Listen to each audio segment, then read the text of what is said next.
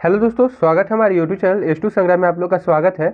आज हम लोग आरआरबी एनटीपीसी और ग्रुप डी का प्रैक्टिस सेट 4 करने वाले हैं, जिसमें कि हम लोग जीके के 50 ऑब्जेक्टिव क्वेश्चन को देखेंगे। और बाकी जो 3 सेट हम लोगों ने कर चुका है उसका प्लेलिस्ट का लिंक आपको नीचे डिस्क्रिप्शन में मिल जाएगा, वहाँ से आप लोग देख सकते हैं। ठीक है, चलिए शुरू करते हैं बिना किसी देरी के। डेली आपको लाइव क्लास आपको 8 बजे आपको मिल जाता है। चलिए शुरू करते हैं।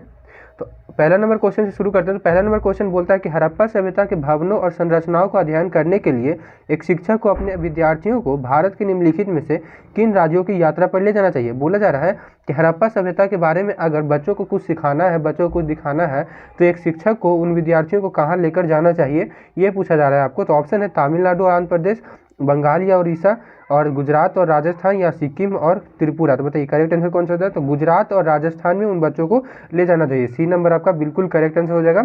सी नंबर करेक्ट आंसर हो जाएगा। यहाँ पे गुजरात और राजस्थान में ही जो है आपका हड़प्पा सभ्यता का, या सिंधु घाटी सभ्यता बोल सकते हैं, उसका अवशेष आपको कहाँ मिला है। तो गुजरात और राजस्थान के इलाके में ही मिला है। चलिए शुरू करते हैं सेकेंड नंबर क्वेश्चन। तो हम लोग बोलता है कि वर्चस्व के लिए हुए एक लंबे संघर्ष के बाद निम्नलिखित में से कौन सा महाजनपद सबसे शक्तिशाली महाजनपद के रूप में उभरा था। तो कौन सा हो जाएगा इसमें करेक्ट आंसर। तो इसका हो जाएगा आपका मगध। मगध जो है वर्चस्व के लिए एक लंबे संघर्ष के बाद जो है महाजनपद सबसे शक्तिशाली महाजनपद के रूप में उभरा था। सबसे शक्तिशाली महाजनपद कौन सा था। तो मगध आपका था। सी नंबर आपका करेक्ट आंसर हो जाएगा। आगे बढ़ते हैं। थर्ड नंबर क्वेश्चन बोलता है कि निम्नलिखित में से कौन सी स्थापत्य विशेष हड़प्पा नगरों का हिस्सा नहीं थी। बोल रहा है कि कौन सी स्थापत्य विशेषता आपका हड़प्पा नगरों की हिस्सा नहीं थी। तो कौन सा हो जाएगा आपका। यहाँ पे औद्योगिक और वाणिज्यिक भवन जो है आपका हड़प्पा सभ्यता का, हड़प्पा नगरों, ठीक है, हड़प्पा सभ्यता हुआ और जो पहला खोजा गया था वही हड़प्पा है। तो हड़प्पा नगर में कौन सा विशेषता नहीं था। तो औद्योगिक और वाणिज्यिक भवन नहीं था। ठीक है, चलिए आगे बढ़ते हैं। 4 नंबर क्वेश्चन बोलता है कि 1928 में सरदार वल्लभ भाई पटेल किस प्रमुख किसान आंदोलन के नेता थे। 1928 में सरदार वल्लभ भाई पटेल किस प्रमुख किसान आंदोलन के नेता थे। तो वो जो है आपका यहाँ पे बारदोली सत्याग्रह के नेता थे। डी नंबर बिल्कुल करेक्ट आंसर हो जाएगा। बारदोली सत्याग्रह के नेता थे। चलिए आगे बढ़ते हैं 5 नंबर क्वेश्चन पे। तो निम्नलिखित में से कौन महाराजा धीराज की उपाधि धारण करने वाला पहला स्वतंत्र गुप्त राजा था। कौन जो है महाराजा धीराज की उपाधि धारण करने वाला पहला स्वतंत्र गुप्त राजा था। तो कौन था। यहाँ पे इसका करेक्ट आंसर हो जाएगा आपका चंद्रगुप्त था। ठीक है, बी नंबर हो जाएगा। चंद्रगुप्त आपका जो है महाराजा धीराज की उपाधि धारण करने वाला पहला स्वतंत्र गुप्त राजा था। कौन सा राजा। तो गुप्त राजा था। ठीक है, जिसने महाराजा धीराज की उपाधि धारण की थी, चंद्रगुप्त। चलिए आगे बढ़ते 6 नंबर क्वेश्चन पर। तो 6 नंबर क्वेश्चन बोलता है कि चंद्रगुप्त मौर्य ने प्राचीन भारत के निम्नलिखित में से किस राजवंश को उखाड़ फेंका था और मौर्य साम्राज्य की स्थापना की थी। तो किस राजवंश को उखाड़ फेंका था। तो नंद वंश को आप लोग इन्होंने उखाड़ फेंका था। किसने। तो चंद्रगुप्त मौर्य ने जो है नंद वंश को उखाड़ कर फेंका था। ठीक है, तो बी नंबर बिल्कुल करेक्ट आंसर हो जाएगा। चलिए आगे बढ़ते हैं 7 नंबर क्वेश्चन पे। तो साइमन कमीशन की नियुक्ति किस वर्ष और किस उद्देश्य से की गई थी। साइमन कमीशन की नियुक्ति किस वर्ष और किस उद्देश्य से की गई थी। तो 1927 में जो है आपका साइमन कमीशन की नियुक्ति। साइमन कमीशन कब आया था। तो 1927 में आया था। और किस उद्देश्य से आया था। तो भारत के संविधान में एक और सुधार की सिफारिश करने के लिए आया था। ठीक है, भारत के संविधान में एक और सिफारिश करने के लिए, सुधार की सिफारिश करने के लिए आया था 1927 में। क्या। तो साइमन कमीशन। चलिए आगे बढ़ते हैं 8 नंबर क्वेश्चन पे। चंद्रगुप्त मौर्य की राजधानी क्या थी। ठीक है, चंद्रगुप्त मौर्य की राजधानी कौन सी थी। तो आपका यहाँ पे हो जाएगा पाटलिपुत्र जो है चंद्रगुप्त मौर्य की राजधानी थी। डी नंबर बिल्कुल करेक्ट आंसर हो जाएगा। आगे बढ़ते हैं 9 नंबर क्वेश्चन की खजुराहो निम्नलिखित में से किस राजवंश के राजधानी में से एक था। खजुराहो जो है इनमें से कौन सी राजवंश का राजधानी में से एक था। ये कौन सा था। तो ये आपका चंदेल राजवंश था। डी नंबर आपका बिल्कुल करेक्ट आंसर हो जाएगा, चंदेल राजवंश। चलिए आगे बढ़ते हैं 10 नंबर क्वेश्चन पे कि बोला गया है कि मालाबार तट भारत के निम्नलिखित में से कौन से राज्य में स्थित है। मालाबार तट जो है आपका कौन से राज्य में स्थित है। तो केरल में स्थित है। केरल लिखा गया लेकिन यहाँ पे केरल हो जाएगा। 10 का आपका बी नंबर हो जाएगा केरल में। चलिए आगे बढ़ते हैं 11 नंबर क्वेश्चन पर कि सम्राट अशोक के निम्नलिखित में से किस शिलालेख में कलिंग युद्ध का वर्णन है। सम्राट अशोक के कौन से शिलालेख में कलिंग युद्ध का वर्णन है। तो शिलालेख 12 में। ठीक है, शिलालेख 12 में। ए नंबर बिल्कुल करेक्ट आंसर हो जाएगा। आगे बढ़ते हैं 12 नंबर क्वेश्चन कि विजयनगर के शासक स्वयं को क्या कहते थे। विजयनगर के शासक स्वयं को क्या कहते थे। तो वो अपने आप को राय की उपाधि लगाते थे। ठीक है, तो ये क्वेश्चन हम लोग देख लिया था कि विजयनगर के शासक स्वयं को क्या कहते हैं, तो वो राय कहते हैं। स्वयं को किस उपाधि से कहते हैं, तो राय की उपाधि देते हैं। ठीक है, चलिए आगे बढ़ते हैं 13 नंबर क्वेश्चन पर कि पिट्स इंडिया एक्ट निम्नलिखित में से किस वर्ष पारित किया गया था। पिट्स इंडिया एक्ट निम्नलिखित में से किस वर्ष में पारित किया गया था, तो आपका यहाँ पे हो जाएगा 1784 में पारित किया गया था। कौन सा एक्ट, तो पिट्स इंडिया एक्ट आपका 1784 में पारित किया गया था। चलिए आगे बढ़ते हैं 14 नंबर क्वेश्चन पे कि निम्नलिखित में से किस बौद्ध संत ने भारतीय यूनानी राजा मिनांडर को बौद्ध धर्म में दीक्षित किया था। कौन से बौद्ध संत ने इसको दीक्षित किया था, तो ये आपका हो जाएगा नागसेन ने। ठीक है, नागसेन जो है, नागसेन बौद्ध संत ने जो है भारतीय यूनानी राजा मिनांडर को बौद्ध धर्म में दीक्षित किया था। ठीक है, चलिए आगे बढ़ते हैं 15 नंबर क्वेश्चन पर। तो सेनानी कुल्पा और ग्रामनी प्रमुख रूप से किस वेद में वर्णित कुछ पदाधिकारी हैं। सेनानी कुल्पा और ग्रामिणी प्रमुख रूप से किस वेद में वर्णित कुछ पदाधिकारी हैं, तो वो जो है ऋग्वेद के हैं। ठीक है, ऋग्वेद के वर्णित पदाधिकारी हैं। ए नंबर बिल्कुल करेक्ट है। ऋग्वेद से कौन संबंधित है, तो सेनानी कुल्पा और ग्रामिणी। याद रखिए, सेनानी कुल्पा और ग्रामिणी जो है ऋग्वेद से संबंधित है। आगे बढ़ते हैं 16 नंबर क्वेश्चन पे।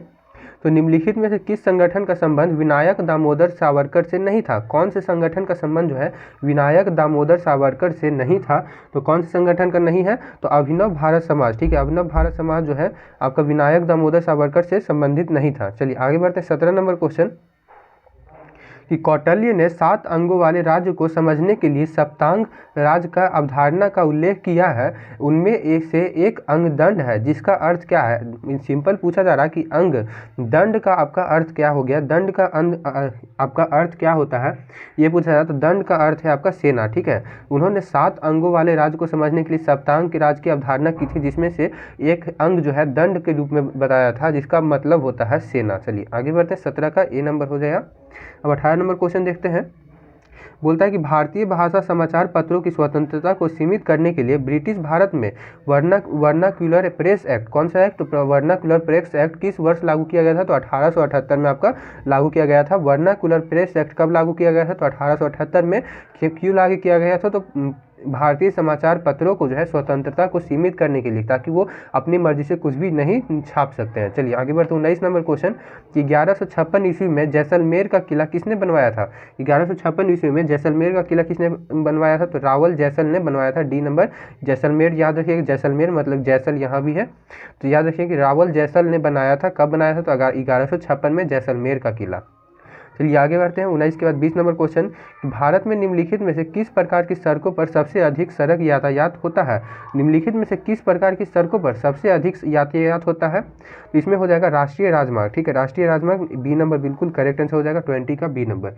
चलिए 21 नंबर क्वेश्चन देखते हैं कि कोंकण रेलवे भारत के निम्नलिखित में से किन राज्यों को जोड़ता है। कोंकण रेलवे जो है भारत के निम्नलिखित में से किन राज्यों को जोड़ता है, तो ये जो है आपका महाराष्ट्र और कर्नाटक को जोड़ता है। डी नंबर हो जाएगा। कौन कौन रेलवे किस राज्यों को जोड़ता है, तो महाराष्ट्र और कर्नाटक को जोड़ता है। चलिए आगे बढ़ते हैं 22 नंबर क्वेश्चन कि निम्नलिखित में से कौन सा जलमार्ग देश का राष्ट्रीय जलमार्ग नहीं है। इनमें से कौन सा जलमार्ग जो है आपका देश का राष्ट्रीय जलमार्ग नहीं है, तो राष्ट्रीय जलमार्ग संख्या 6 आपका देश का राष्ट्रीय जलमार्ग नहीं है। ए नंबर बिल्कुल करेक्ट आंसर हो जाएगा, 6 आपका नहीं है।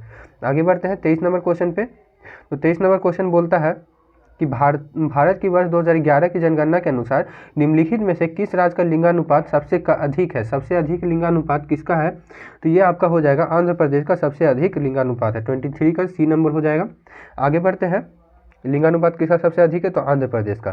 24 नंबर कि उष्ण कटिबंधीय चक्रवात निम्नलिखित में से किस क्षेत्र से उत्पन्न होता है। उष्ण कटिबंधीय चक्रवात जो है कौन से क्षेत्र से आपका उत्पन्न होता है, तो बंगाल की खाड़ी, अरब सागर और हिंद महासागर, ये तीनों सागर, जैसे कि भारत है ना, इधर बंगाल की खाड़ी हो गया, इधर आपका अरब सागर हो गया और हिंद महासागर इधर हो गया, तो इन तीनों जगह से आपका जो है उष्ण कटिबंधीय चक्रवात उत्पन्न होता है। तो बंगाल की खाड़ी, अरब सागर और हिंद महासागर। चलिए आगे बढ़ते हैं 25 नंबर क्वेश्चन बोलता है कि निम्नलिखित में से कौन सा विकल्प भारत में एक प्रमुख बंदरगाह और एक छोटे बंदरगाह के बीच में अंतर को सही ढंग से परिभाषित करता है। कौन सा विकल्प जो है, चारों में से कौन सा विकल्प जो है भारत के एक प्रमुख बंदरगाह और एक छोटे बंदरगाह के बीच में अंतर को सही ढंग से परिभाषित करता है, तो प्रमुख बंदरगाह केंद्र सरकार के अधीन होते हैं। बिल्कुल सही है कि प्रमुख बंदरगाह जो है आपका केंद्र सरकार के अधीन होता है, जबकि छोटे बंदरगाह जो है आपका राज्य सरकार के अधीन होते हैं। तो ए नंबर आपका बिल्कुल सही जवाब हो जाएगा। सही ढंग से कौन परिभाषित कर रहा है, भारत में एक प्रमुख बंदरगाह को और एक छोटे छोटे बंदरगाह को, तो प्रमुख बंदरगाह जो है आपका केंद्र सरकार मतलब भारत सरकार के अंदर आता है और छोटे बंदरगाह जो है आपका राज्य सरकार के अंदर में आता है। चलिए आगे बढ़ते हैं। 26 नंबर क्वेश्चन की विस्तारित ब्रह्मांड परिकल्पना किसने दी थी? विस्तारित ब्रह्मांड परिकल्पना किसने दी थी आपको? तो यहाँ पे इन्होंने दिया था, एडविन हबल ने दिया था। एडविन हबल ने क्या दिया था? विस्तारित ब्रह्मांड की परिकल्पना। आगे बढ़ते हैं 27 नंबर क्वेश्चन पे, किस प्रकार की शैलें अपेक्षाकृत उच्च तापमान पर और ठोस पदार्थों के क्रिस्टलीकरण से बनती है? किस प्रकार की शैलें अपेक्षाकृत उच्च तापमान पर और ठोस पदार्थों के क्रिस्टलीकरण से बनती है? तो ये आपका आग्नेय शैलें हो जाएगा, ए नंबर हो जाएगा। आग्नेय शैलें जो है आपका किस तरह के बनता है? तो अपेक्षाकृत उच्च तापमान और ठोस पदार्थों के क्रिस्टलीकरण से बनते हैं। आगे बढ़ते हैं 28 नंबर क्वेश्चन कि बराकर नदी निम्न में से किसकी सहायक नदी है? बराकर नदी इनमें से कौन सी किसकी सहायक नदी है? तो दामोदर की सहायक नदी है। कौन सी? तो बराकर नदी। आपका डी नंबर बिल्कुल करेक्ट आंसर हो जाएगा। बराकर नदी जो है आपका दामोदर की सहायक नदी है। 29 नंबर क्वेश्चन देखते हैं कि भारत की जनगणना 2011 के अनुसार निम्नलिखित में से किस राज्य में अनुसूचित जाति की जनसंख्या दर्ज नहीं की गई थी? 2011 के अनुसार किस राज्य की अनुसूचित जाति की जनसंख्या दर्ज नहीं की गई थी? बहुत सा अच्छा सा क्वेश्चन है आपके पास यहाँ पर। तो ये जो है आपका नागालैंड बिल्कुल करेक्ट हो जाएगा। नागालैंड में जो है 2011 की जनगणना के अनुसार अनुसूचित जाति की जनसंख्या दर्ज नहीं की गई थी। चलिए आगे बढ़ते हैं। 30 नंबर क्वेश्चन बोलता है कि त्रिशूल गंगा नदी की एक धारा है। किस नदी की एक धारा है? त्रिशूल गंगा। किस नदी की धारा है? त्रिशूल गंगा। ये पूछा जा रहा है आपसे। तो ये गंडक नदी की धारा है। त्रिशूल गंगा जो है गंडक नदी की एक धारा है।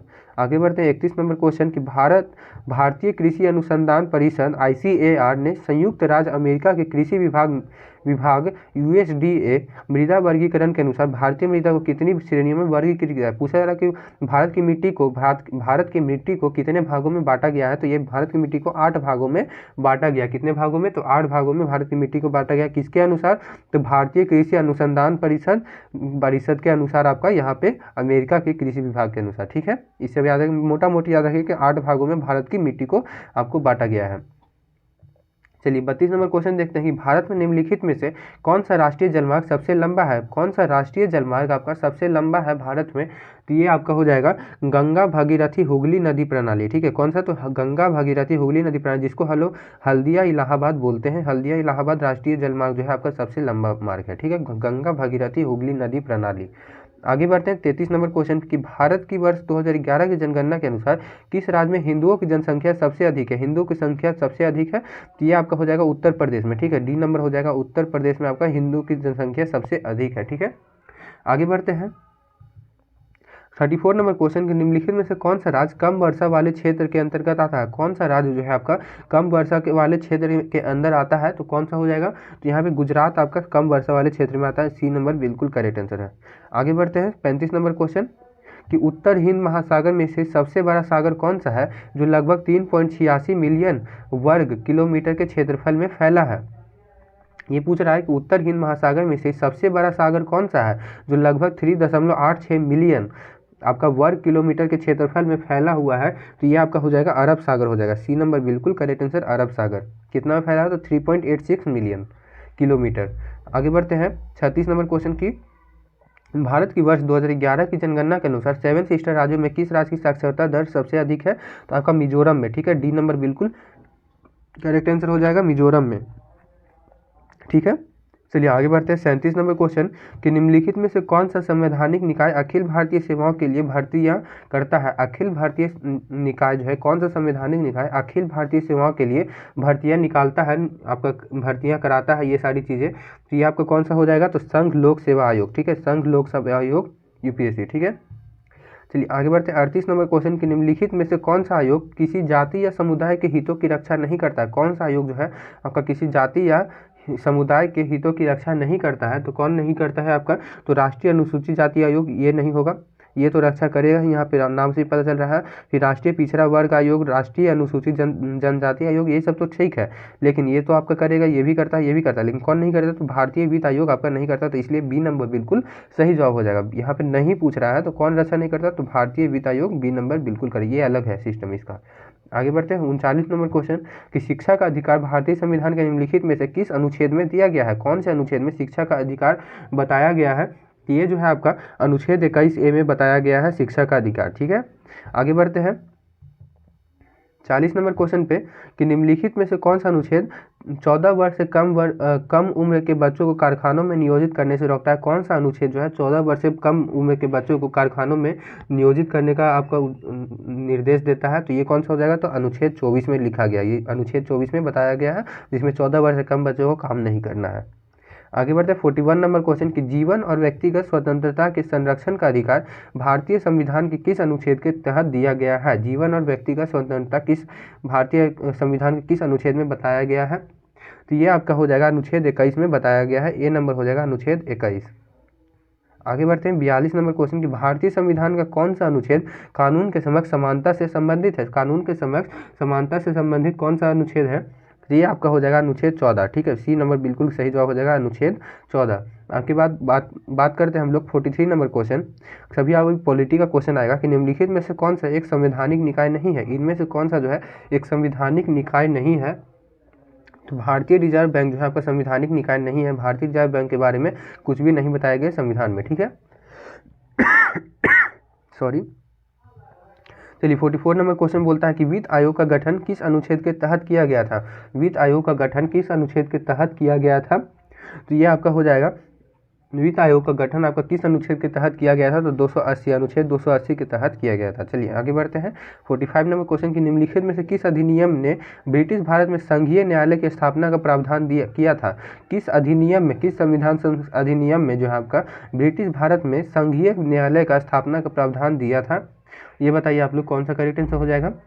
इसका हो जाएगा भारत सरकार अधिनियम 1935। बी नंबर बिल्कुल करेक्ट आंसर हो जाएगा भारत सरकार अधिनियम 1935। 46 नंबर क्वेश्चन है कि भारत में मतदान की आयु 21 वर्ष से घटाकर 18 वर्ष कब की गई थी। किस वर्ष में जो है 21 वर्ष से 18 वर्ष आपका मतदान की आयु की गई थी, तो ये आपका हो जाएगा 1989। ठीक है 1989, बी नंबर आपका करेक्ट आंसर हो जाएगा 1989 में की गई थी। 46 का बी।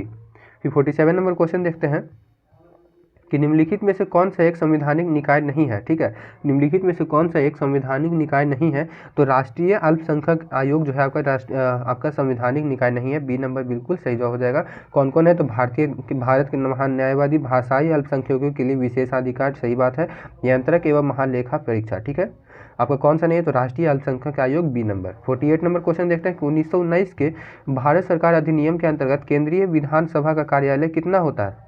ठीक है, 1919 के भारत सरकार अधिनियम के अंतर्गत केंद्रीय विधानसभा का कार्यालय कितना था।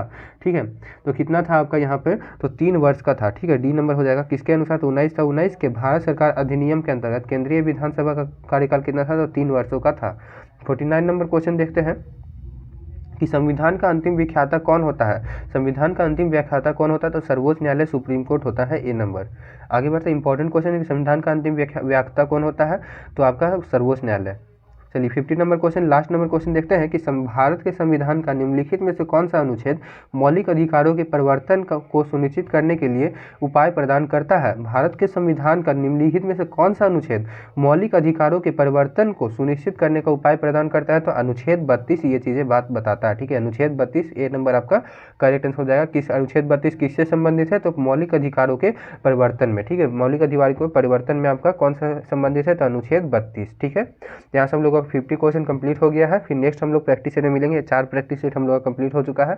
ऐसे ही कम से कम तो 15 से 20 प्रैक्टिस सेट आप लोगों को कराया जाएगा। उसके बाद फिर अलग टॉपिक स्टार्ट किया जाएगा। ठीक है, तो बने रहिएगा हमारे चैनल के साथ। ठीक है, इसका PDF आपको टेलीग्राम पे मिल जाएगा। तब तक के लिए बाय, जय हिंद।